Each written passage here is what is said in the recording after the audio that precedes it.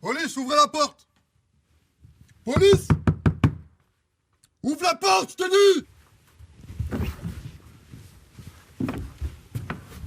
Elle est où la boîte noire?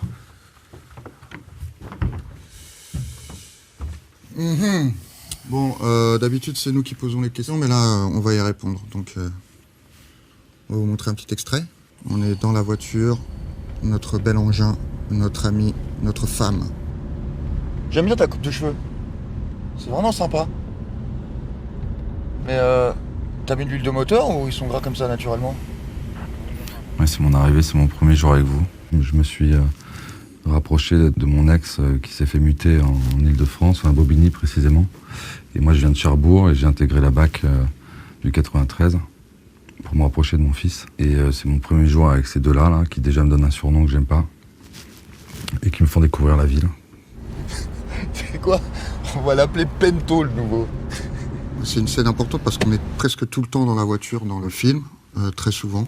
C'est notre instrument de travail.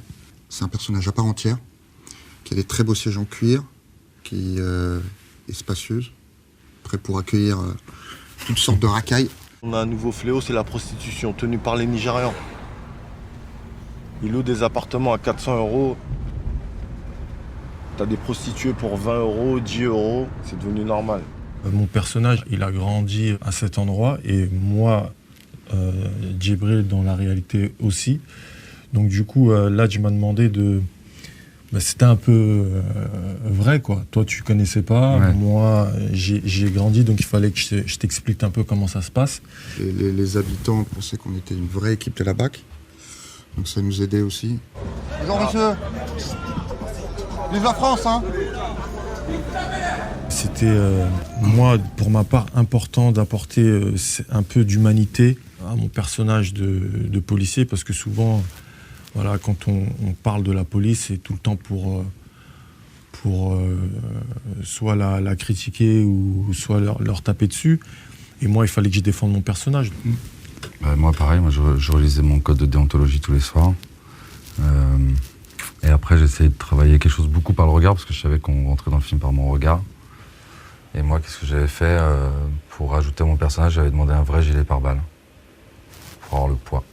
Et vous aviez des faux, parce que je tiens à le dire quand même. Ouais. Moi, j'en ai pas.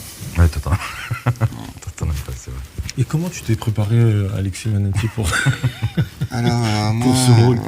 J'ai fait beaucoup de garde à vue pour voir un peu comment agissaient les policiers entre eux. Non, mais en vrai, on a quand même beaucoup observé les policiers.